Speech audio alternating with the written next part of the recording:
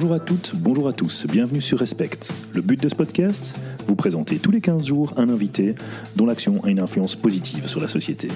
Peu importe son champ d'action, qu'elle soit issue de l'entrepreneuriat, de l'associatif, du sport, du culturel ou encore du public. Ce qui compte, c'est qu'elle ait décidé de se bouger. Leur point commun, énergie positive, courage, détermination et sens du fair play.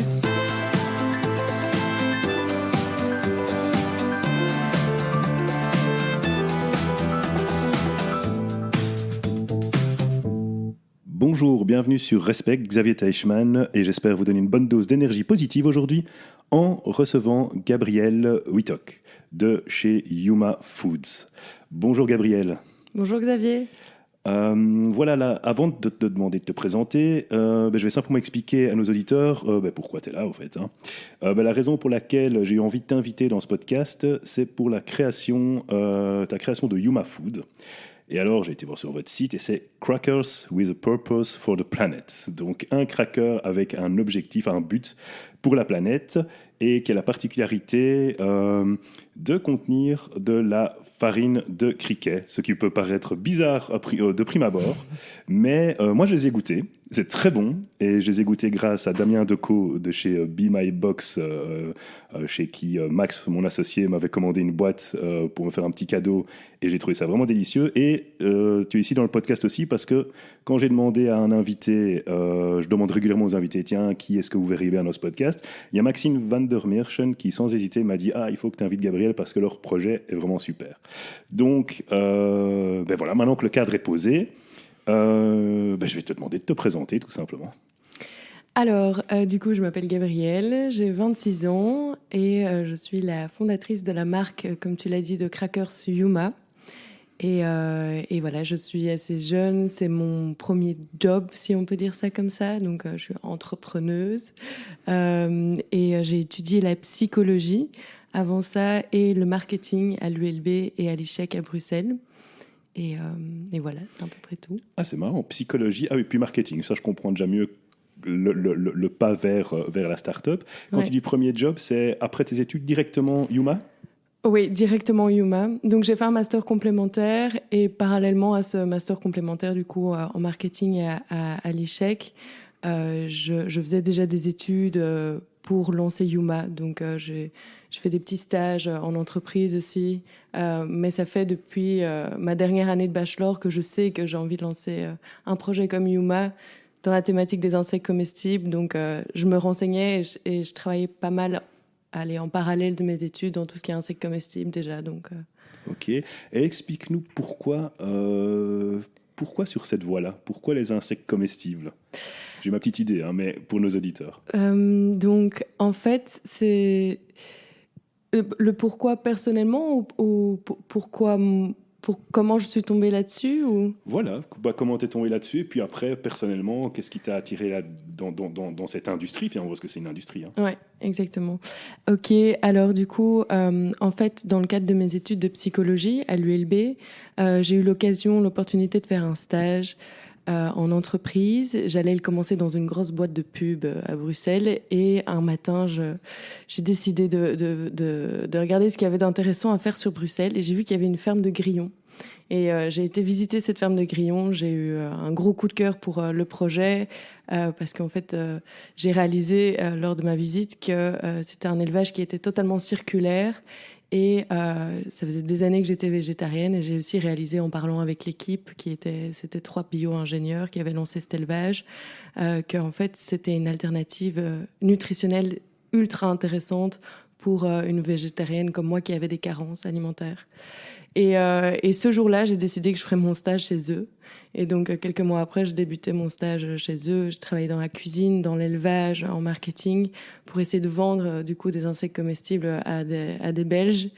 Et en fait, j'ai adoré ça, et je me suis dit, mais c'est tellement incroyable comme alternative. Il faut que je fasse tout pour faire connaître ça autour de moi à des Occidentaux. Et puis, de fil en aiguille, j'ai fait différents stages avec l'Université de Liège, à Jean Blou, avec l'université aussi de Wageningen en Hollande, et avec l'ULB et l'ICHEC, pour essayer de comprendre quels étaient les processus psychologiques des gens qu'on pouvait favoriser pour accepter ce genre d'alimentation qui, dans notre culture, est un peu peut paraître répugnante et dégoûtante. C'est clair que de prime abord, tu dis des grillons, c'est vrai que dans notre culture, tu dis, waouh, j'ai pas spécialement envie. Je voyais le film que tu avais réalisé, le petit film que tu as réalisé parce que tu as fait un crowdfunding, j'ai vu avec Ulule, qu'il y avait pas mal de gens qui font, ah non, ça, jamais de la vie et tout, et puis ils goûtent, et finalement, ça va, ça passe. Oui, et donc, je comprends mieux, tu disais la psychologie, mais oui, passer la barrière psychologique de manger des insectes, au fait. Voilà. Et il y a aussi donc la valeur, tu parlais de carence alimentaire et donc de l'apport de ce type d'alimentation. Quelle est enfin voilà, parce que je voyais sur ton site que finalement on parle beaucoup du bœuf. Et puis le grillon à côté, et au fait, quand je voyais les chiffres, c'est hallucinant. Je crois que c'est 60 fois moins de. Je ne sais pas si c'est d'eau ou de gaz à effet de serre. C'est de gaz à effet de serre, oui. C'est de gaz à effet de serre, ça, oui.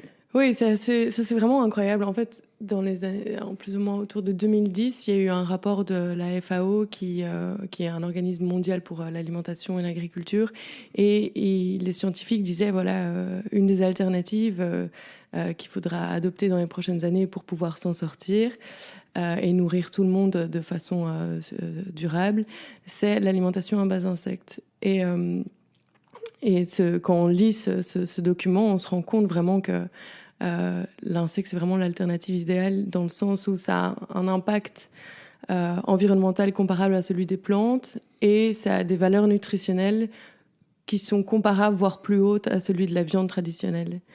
Et c'est tout simplement expliqué par le fait que ça reste un animal, mais c'est un animal à sang froid. Donc du coup, il nécessite de beaucoup moins de ressources, si tu veux, pour chauffer son corps, contrairement aux mammifères qu'on a l'habitude de manger. Et donc, du coup, les ratios de conversion, donc si on lui donne 1 kilo de nourriture, il va y avoir beaucoup plus de grillons, si tu veux, qui vont être produits que de bœuf ou de poulet ou de tout ce que tu veux. Ils ont besoin de moins d'énergie pour donner ce qu'ils ont à donner, quoi. Exactement, tout à fait. Et donc, ça part de là, en fait. Et puis après ça, on se rend compte que ça peut être élevable de façon verticale, donc ça prend beaucoup moins d'espace au sol, que ça peut être élevable en ville, donc on peut faire des fermes urbaines. C'était le cas de la ferme Little Food dans laquelle j'ai fait mon stage. Et on se rend compte aussi d'autres avantages. Par exemple, et ça c'est assez d'actualité, les grillons, enfin les insectes en général, ils ont un profil phylogénétique, donc ça veut dire que biologiquement, ils sont plus éloignés de nous que par exemple, nous, on est proche des bovins ou autres. Et donc, du coup, il y a un risque de contamination au niveau des maladies qui est vraiment moindre par rapport à la viande. On a vu l'épisode de la vache folle à voilà, l'époque. Tu vois, c'est toutes des choses comme ça qui font que les scientifiques sont tout excités depuis une dizaine d'années maintenant avec cette thématique des insectes comestibles. Et le seul frein aujourd'hui, parce qu'il y a plein de boîtes qui ont essayé déjà en Occident, les seuls freins, c'est les législations. Donc, ça prend beaucoup de temps au niveau européen de faire passer le dossier Novel Food. Parce qu'on doit faire passer ça dans les lois, quoi, tout simplement pour que ça soit commercialisable, pour des questions sanitaires et autres. Et puis, là, récemment, justement, la bonne nouvelle, c'est que ça vient de passer. Enfin, en tout cas, une première espèce vient de passer au niveau européen, donc ça devrait aller assez vite pour les autres. Et le deuxième point, voilà, c'est les barrières psychologiques dont je te parlais des consommateurs, quoi. Mais là, on est sur la bonne voie. Et justement, quelles sont ces barrières psychologiques et comment justement pouvoir les faire tomber? Parce qu'au fait, tu luttes pas. Soit elles tombent pas, les barrières. Ah oui, ça c'est sûr. T'as des gens qui ont vraiment un vrai blocage. Je crois que c'est propre à l'histoire personnelle de chacun. C'est propre aussi aux valeurs de chacun. Par exemple, quelqu'un qui sait que c'est bon pour l'écologie et qui est pro-environnement et tout ce que tu veux, ça va plus peut-être le sensibiliser, il va peut-être plus pouvoir passer au-dessus de ces barrières. Je crois aussi que ça je l'ai montré on l'a montré à travers une étude scientifique avec l'Université de Liège. C'est aussi relié à l'âge. Donc, en fait, plus tu es jeune, plus tu as une ouverture d'esprit par rapport à ce qui est comestible ou pas. Il y a plus de flexibilité, en fait, au niveau de tes croyances, etc. Et voilà, ça dépend de pas mal de paramètres, mais les paramètres généraux, c'est vraiment... tu as l'aspect de l'insecte qui dégoûte les gens, donc comme une huître ou un escargot pourrait dégoûter, par exemple, un asiatique, tu vois, une personne asiatique. Alors que chez nous, ça défile. Hein. Voilà. Dans notre culture, quoi. Voilà, les huîtres c'est à ça. Noël, etc. Ouais, bien sûr. Dans d'autres cultures, tu leur expliques, on mange parfois des grenouilles ou des choses comme ça, et ils pètent un câble. Mais ouais, mais c'est clair, c'est logique. Hein. Et puis il y a ça, et puis il y a aussi quelque chose, et ça c'est très intéressant, c'est encore un peu un mystère, c'est que tu as, allez, dans les mentalités, enfin c'est un peu, c'est par rapport à un peu tout ce qui est théorie de l'évolution, on a eu l'habitude en fait notre système d'alerte a toujours eu l'habitude de nous dire voilà, quand tu vois un truc qui grouille sur le sol, ça peut être un danger, quoi. Et donc du coup, que ce soit un insecte, un serpent ou quoi, on a l'habitude de tout ce qui est grouillé et qui est petit, que c'est quelque chose qui peut être dangereux potentiellement pour nous. Et donc ça, c'est aussi quelque chose qui effraie les gens. Le fameux cerveau qu'on appelle reptilien, voilà, alors exactement. Je sais pas si ou archaïque, on l'appelle comme on veut, qui fait que soit on voit que c'est une opportunité, soit c'est un danger, et puis c'est un réflexe au fait. Voilà, c'est ça, c'est un réflexe. Et ça, je pense, et on le met pas assez en évidence, parce que quand je parle à d'autres personnes qui sont dans le secteur et tout, je pense qu'on sous-estime la force en fait de cette partie de notre cerveau. Oui, mais c'est vrai, c'est vrai. Je te disais avant qu'on commence ce podcast, dans quel secteur moi je travaillais, c'est tout ce qui est formation commerciale, etc. Je travaillais aussi à HEC et puis à la VUB pour l'art de convaincre, etc. Et c'est vrai que ce cerveau, c'est inconscient, quoi. C'est même quand tu es dans une relation avec quelqu'un, en quelques secondes, tu juges la personne. Et c'est ça, c'est malgré toi.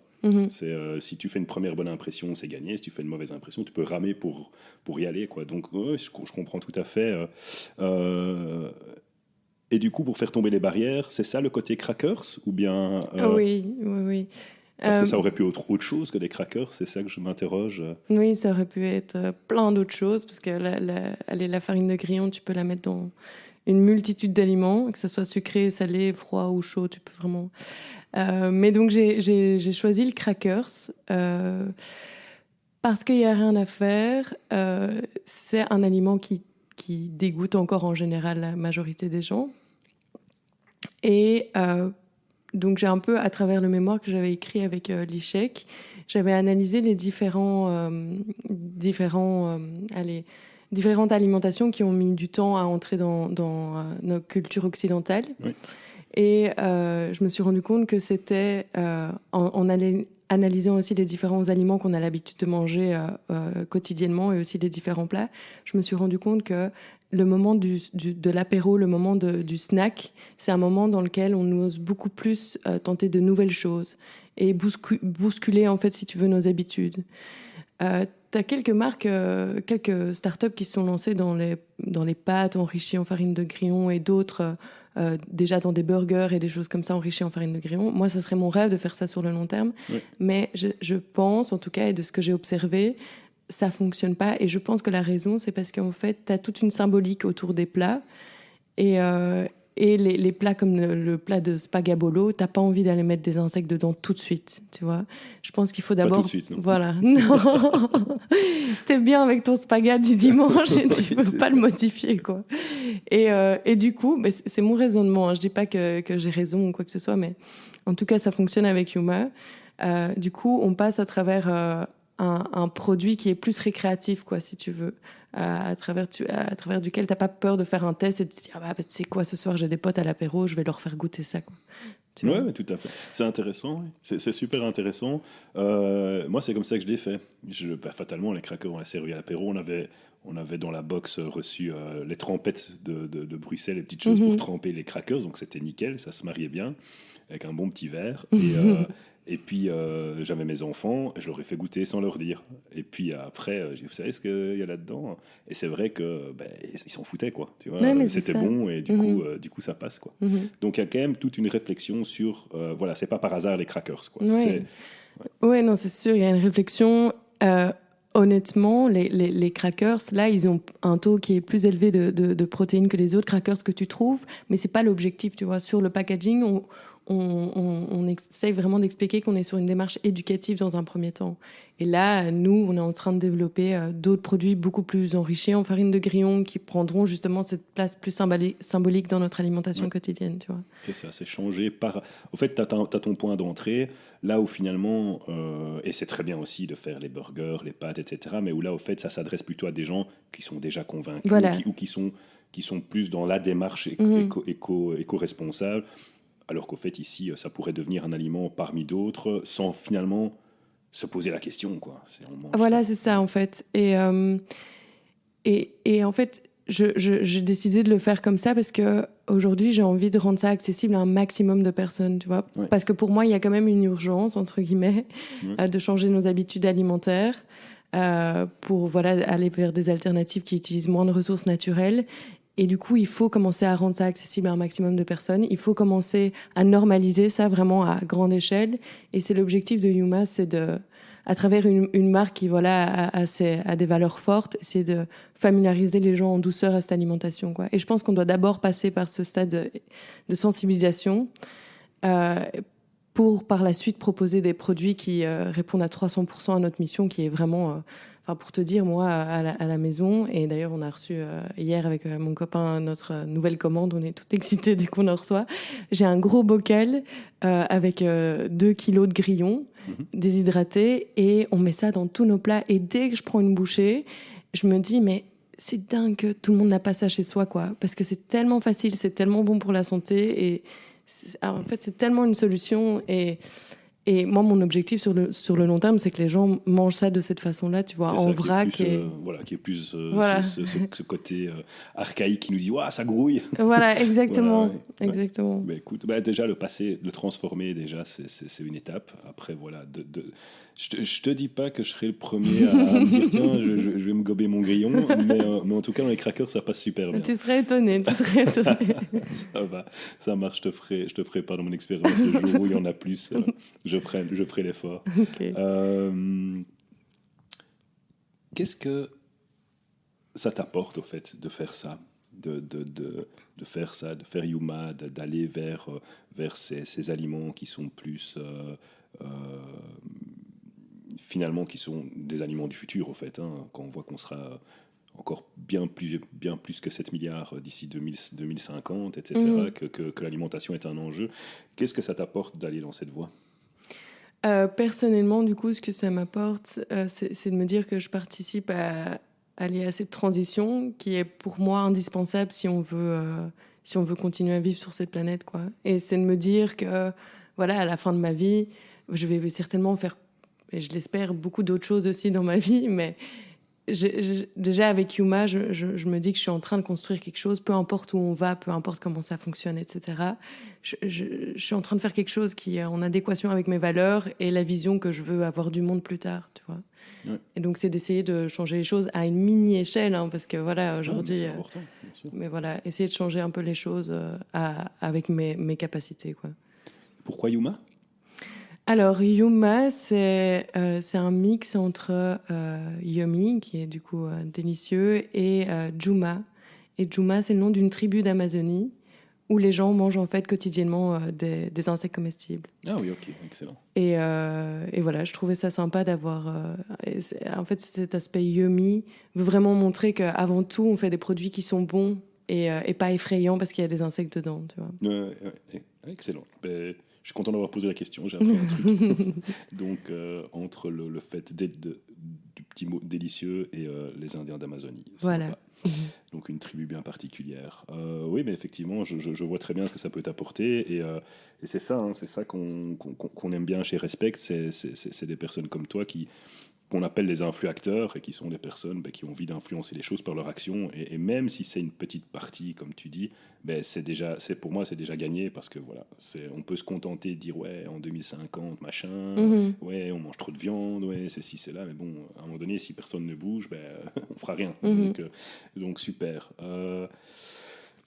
Ouais, tu viens de le dire, tu as 26 ans, Yuma, ça n'existe pas non plus depuis 10 ans. Mais voilà, moi, ce qui m'intéresse aussi, c'est l'aventure, parce que c'est une start-up, au fait, Yuma. Tout à fait, oui. Donc, cette aventure-là, c'est tu as sûrement rencontré plein de difficultés. Tu le dis toi-même, tu as dû aller voir plusieurs unifs pour comprendre comment ça fonctionnait, etc., pour être sûr que... Et si tu devais recommencer, Yuma, qu'est-ce que tu changerais? Je ne changerai pas quelque chose directement dans Yuma, parce que je suis très contente de comment est Yuma aujourd'hui. Donc là, je te parle du projet, je te parle de la marque, etc. Ouais. Mais je changerais peut-être quelque chose dans la façon dont j'ai entrepris, c'est me faire plus confiance, en fait. Quand tu es un jeune entrepreneur, en tout cas, moi, c'est comme ça que je l'ai vécu. J'ai eu beaucoup tendance à écouter les gens autour de moi et me disant ouais, mais lui c'est un expert, c'est lui qu'il faut que j'aille voir, il aura la réponse. Et en fait, in fine, tu te retrouves comme une girouette à écouter 1000 personnes. T'es là, mais merde, là, je viens de perdre 3 mois alors que la réponse, je l'avais au fond de moi. Mon instinct, là, je le savais, il me l'avait dit. Ouais. C'est peut-être un peu prétentieux, mais... Si tu sens les choses, à un moment donné, voilà. Voilà, et c'est des ça. donneurs de conseils, t'en trouveras toujours plein. Ouais. Mais donc, il y a des personnes qui m'ont vraiment hyper fort aidé, des coachs qui sont encore là aujourd'hui. Mais il y en a d'autres, j'aurais aimé avoir un flair un peu meilleur que pour me dire ça, t'aurais dû t'écouter toi, quoi. Tu es passé par un incubateur? Ouais. On était au Start Lab. Au Start Lab aussi. Ah oui, c'est de là Ouais. que tu connais Maxime. Ouais, exactement. Et donc tu connais aussi Ouais. Aurélien. Ouais, exactement. Voilà. Et Morgane. Oui, Mais tout je vais à les fait. savoir tous dans le podcast. C'est une mafia. Mais on salue le Start Lab parce qu'apparemment ils font vraiment de l'excellent boulot. Ah oui, c'est incroyable ce qu'ils font, vraiment. Ouais, mais c'est chouette de voir ça. Je suis à la limite jaloux de ne plus avoir l'âge pour... je réentreprendrais bien un truc nouveau rien que pour pouvoir y aller. Ok, donc plus se faire confiance, c'est intéressant parce que c'est vrai que des personnes qui sont là pour donner des conseils et qui n'ont pas fait grand-chose, machin, on en trouve plein. Alors, je dis pas qu'il faut pas demander conseil, mais c'est clair que demander conseil sur des choses pratico-pratiques, oui, mais sur ta vision, tes valeurs, c'est toi qui les as. Oui, c'est ça. Donc, mais pour tous les entrepreneurs jeunes ou moins jeunes, hein, parce qu'on peut entreprendre à n'importe quel âge, c'est un bon message, c'est faites-vous confiance, quoi. Ne doutez pas à ce point-là. Oui, et je crois qu'il y a aussi un truc, si je peux le souligner, qui est que, en fait, je pense qu'en fonction de ta génération, tu as aussi une vision du monde qui est différente que celle de tes coachs qui, je sais pas moi, entre 50, 60 ans. Je dis pas qu'une vision est meilleure que l'autre, mais c'est comme si... Moi, quand je discute avec des adultes ou quand je discute, enfin, avec mes amis qui sont aussi des adultes... Parce que tu es une adulte, hein. Non, mais t'as compris ce que je veux dire. Des vieux, quoi. Voilà. C'est des gars comme moi. Non. Voilà. Mais quand je parle vraiment de génération, quand je discute par exemple avec la génération de mes parents, je me rends compte qu'ils ont moins ce... Peut-être que je fais une généralité là, mais ce sentiment d'urgence peut-être que nous, on a à travers toutes les informations qui nous bombardent depuis qu'on est tout jeune, en fait. Et donc, on a une énergie, une force qui est différente, pas plus forte ou je ne sais pas que des générations plus âgées, mais en fait, cette énergie, ce truc qui me drive au quotidien, je ne l'ai pas toujours retrouvé chez les personnes qui me conseillaient.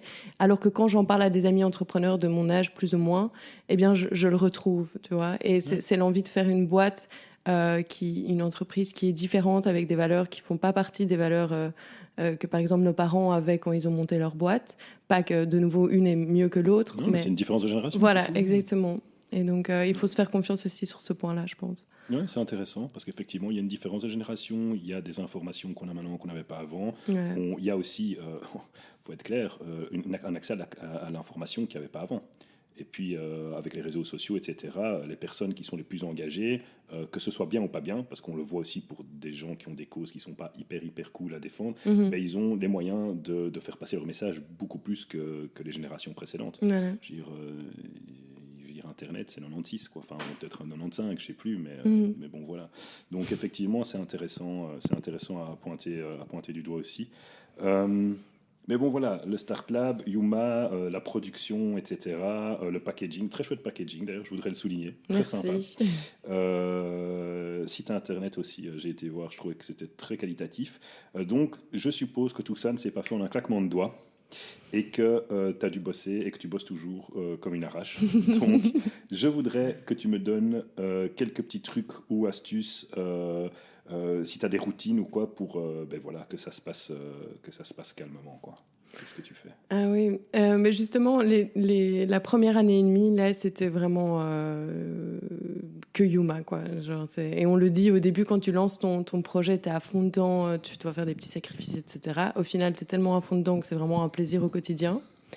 Donc, il y a pas vraiment de quoi se plaindre. Mais c'est clair que sur le long terme, t'as envie quand même de ressortir, t'as envie de prendre du temps pour toi et pas d'être que focus sur ton projet. Et donc ça, je l'ai réalisé il y a quelques mois. Et du coup, je commence à prendre beaucoup plus de temps pour moi. C'est faire de la méditation, faire du sport, voir mes potes, évidemment. Et voilà, reprendre un peu des habitudes que j'avais avant le moment où je vais y aller à fond. Et le truc pour bien organiser mes journées par rapport à Yuma, c'est des to-do. Moi, je fonctionne par to-do, to-do, to-do. Donc, j'ai simplement mon agenda sur mon ordinateur. Et dès que je pense à un truc, je le note. Ça, c'est vraiment... et voilà, je dois avoir fini ma to-do de la journée pour être OK le soir. Et surtout... Le truc, c'est que pour moi, il faut que ma boîte mail soit vide aussi le soir. Tu fais partie de ces personnes qui font un clean, Exactement. clean box comme ça. Ouais, ok. Si on voyait ma boîte mail, moi. Ok. Mais j'ai que ça avec Yuma, parce que mes boîtes mail personnelles, c'est le foutoir. Donc, ouais. Et ma vie, je suis pas toujours méga organisée et tout, mais c'est vraiment avec Yuma pour avoir l'esprit léger quand je vais m'endormir, il faut que ça soit vide. Ouais, sinon, ça trotte. Et Voilà. on dort mal. Et on sait que si on dort mal, on n'entreprend rien. Voilà, exactement. Donc, tout dans ton agenda. Donc, tout dans ton agenda, juste ce support, ou t'as un autre outil? Non, c'est ton agenda. J'ai Asana aussi. Ah oui, gestion de projet. Ça. Voilà, exactement. Et donc, ça, c'est plus avec ma collègue qu'on utilise ça. Et donc, dès qu'il y a une mission qui est accomplie, on peut mettre le petit V. Là, tu as une petite licorne qui s'envole et c'est très satisfaisant. Oui, je vois très bien. Asana, ouais, bon outil. Okay. Ouais, super outil. Ouais, vraiment, super outil. Ok, parfait. Ça, on le communiquera aussi. On mettra le lien pour les personnes qui cherchent des outils de gestion de projet. Ok, parfait. Un peu de sport aussi. Nickel. Oui, est-ce que... oui, il y a un livre où... non, je vais poser encore une autre question avant. Parce que je vois que j'ai skippé une petite question. Et tu n'y échapperas pas. En même temps, elle n'est pas grave du tout. Qui sont les modèles ou les personnes qui t'ont inspiré? Alors, du coup, quand on me pose cette question, je suis toujours un peu embêtée parce que j'ai pas une personne ou deux, trois personnes à... C'est peut-être un peu cliché ce que je vais dire, mais c'est en fait tous les gens qui m'entourent, tous les gens que j'ai pu rencontrer, peu importe les contextes, je trouve qu'il y a toujours quelque chose d'un peu d'inspirant dans chaque personne. Ouais. Et c'est à travers une discussion, quoi, qu'à chaque fois, il y a une partie de la personne qui vient m'éclairer, entre guillemets. Et je me dis, waouh, si je pouvais être un peu plus comme ça serait cool. Ou bien, c'est beau ce qu'il a fait, ça serait chouette aussi que j'aille sur cette voie-là avec Yuma. Et donc, ça peut être avec n'importe qui, hein. Ça peut être même avec des amis de ma petite sœur, parfois, pour te dire. Et évidemment, tu as des personnes comme le Dalai Lama, Mère Teresa et d'autres personnes comme ça. Les figures. Voilà, les clichés, eux, ils m'inspirent. T'as plein d'entrepreneurs aussi qui m'inspirent. Là, j'écoute, en venant ici d'ailleurs, j'écoute un podcast de ces générations Do It Yourself. Ah ben on en parle souvent, on en avait parlé avec Morgane qui est un grand fan. Moi aussi j'écoute Mathieu Stéphanie, c'est très sympa. Oui, vraiment. Et j'accroche avec quand même pas mal d'intervenants sur son podcast et qui sont super inspirants. Et donc voilà, c'est vraiment à travers des rencontres et des podcasts, des documentaires, etc. que... C'est vrai que ça donne la pêche, hein, de voir ces personnes qui et ça te permet de relativiser aussi. Ouais, mais justement, c'était ma question suivante. Donc, s'il y a un podcast qui t'inspire, on dira à Mathieu Stéphanie que les personnes qui écoutent Respect sont très inspirées par Génération Do It Yourself. Ça lui fera plaisir. Est-ce que si tu devais recommander un livre ou autre chose, qu'est-ce que tu recommanderais qui t'a inspiré aussi? Alors, donc je suis pas une grande lectrice, mais le livre qui moi m'a le plus que j'ai lu il y a quelques années et que de temps en temps je survole encore, c'est Le pouvoir du moment présent. Le pouvoir du moment présent. Ouais. Et donc, c'est d'Eckhart Tolle. Et c'est un livre, c'est un peu un livre d'éveil spirituel, mais qui, moi, m'aide beaucoup dans ma vie d'entrepreneur, entre guillemets, dans le sens où ça permet de reconnecter au moment présent et d'être totalement conscient en fait de ce que tu fais, parce que quand tu es dans le rush dans une journée, il y a des moments où je suis là, ok, il faut maintenant je fais ça, et puis là tu dois faire cette livraison, il faut absolument que tu envoies ce mail, et tu te perds et au final tu fais des conneries quand tu es comme ça. Et donc souvent je prends le temps de respirer et d'être consciente en fait du moment présent. Et il donne plein d'astuces et de trucs qui te permettent d'être vraiment aligné avec ce que tu as envie d'être, avec ce que tu as envie de faire au quotidien. Et ouais, je pense souvent à ce livre. Mais sinon, je ne suis pas une grande lectrice, donc je ne pourrais pas... Mais le moment présent, voilà. on le mettra dans l'article. Okay. Et puis, si ça fonctionne pour toi, ça fonctionnera pour d'autres personnes. Hein, Et une citation qui t'inspire maintenant? Alors... La colle. Oui, ça y est, c'est pas vraiment une citation. C'est un jour une dame qui m'a dit ça, et depuis que je me le répète au quotidien, eh bien ça m'aide beaucoup. C'est que la vie est précise. Donc c'est ça la citation, la vie est précise. Elle est précise, la vie. Ouais. Ok, je m'attendais à précieux, mais non, précise. Non. Ok, explique-moi un petit peu. Elle est précise. Et tu pourrais aussi dire... dans le sens, la vie est précise, il faut avoir confiance en la vie en fait, donc dans le sens où souvent au quotidien il y a des merdes, il y a des trucs qui sont chiants, qui te font soi-disant perdre du temps, qui t'apportent des mauvaises émotions, voilà. Et au lieu de m'arrêter là-dessus, je me dis, bah voilà, si c'est arrivé là maintenant, eh ben, c'est que tu devais apprendre un truc aujourd'hui. C'est que cette mauvaise expérience, entre guillemets, va te permettre de faire un bon choix dans le futur. Et ça peut être des trucs graves comme des conneries, hein, mais dès que ça arrive, je me dis, la vie est précise. Et si elle te met cette expérience aujourd'hui dans ta routine, c'est que ça doit être là, il faut l'accepter, et tu vas apprendre grâce à ça, quoi. Et ça te permet en fait d'éviter de perdre de l'énergie à ruminer sur ce truc et de dire ah putain j'ai vraiment pas de chance, pourquoi ça m'arrive à moi, et de faire la victime en fait. Voilà. Ah oui, mais j'aime bien ton explication, parce qu'effectivement, ça évite de se morfondre. Et voilà. Au moins, on va de l'avant. Si on voit les choses de manière... voilà, c'est un enseignement, j'ai quelque chose à en tirer, ça devait arriver. Voilà, exactement. C'est une façon positive de voir les choses. Donc, la vie est précise, on le mettra aussi. C'est marrant, j'avais jamais entendu celle-là. Mais écoute, on arrive tout doucement à la fin du podcast, et donc je voudrais te remercier pour ton temps, pour ton énergie, pour les trucs que tu as partagés avec nos auditeurs. J'ai eu beaucoup de plaisir à faire cette interview avec toi. J'espère que nos auditeurs en auront autant à l'écouter que j'en ai eu à le faire. Qu'est-ce que je peux te souhaiter pour le futur? Que les gens mangent plein d'insectes. Mais via peut-être pas dans leur jardin. Ok, donc que ça rentre plus dans les mœurs, quoi. Voilà, exactement, qu'on arrive à la mission du Yuma, quoi. Ok, parfait. Eh bien... On avait dit à l'époque, et on ne l'avait pas encore fait, qu'on allait remettre à chaque fois un award à chaque personne qui passait dans ce podcast en tant qu'influacteur. Et c'est le Polo Respect. Donc, moi, je vais te remettre le polo. Alors, il n'y a personne qui ne voit rien parce qu'on n'est rien qu'en audio, on n'est pas filmé. Mais donc, je te remets le polo qui est polo. Enfin arrivé. Merci. Merci Xavier. Et alors, je te demanderai de nous envoyer une petite photo qu'on mettra sur nos réseaux. Et comme ça nos auditeurs pourront voir. On mettra le lien vers Yuma, évidemment.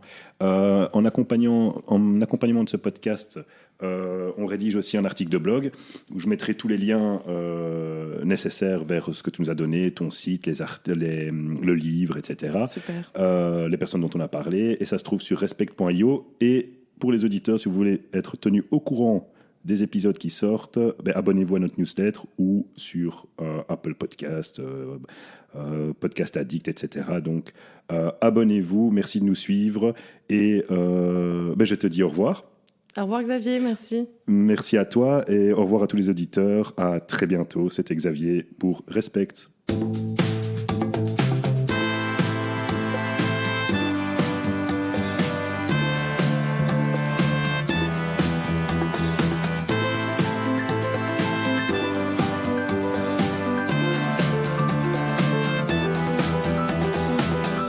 cet épisode vous a plu, pensez à le partager à 3 personnes. Et surtout, laissez-nous une note 5 étoiles et un commentaire positif. Ça aide ce podcast à être plus visible. Pour être informé des prochains épisodes, rien de plus simple, abonnez-vous. Merci de nous avoir suivis jusqu'au bout. À bientôt. Au revoir.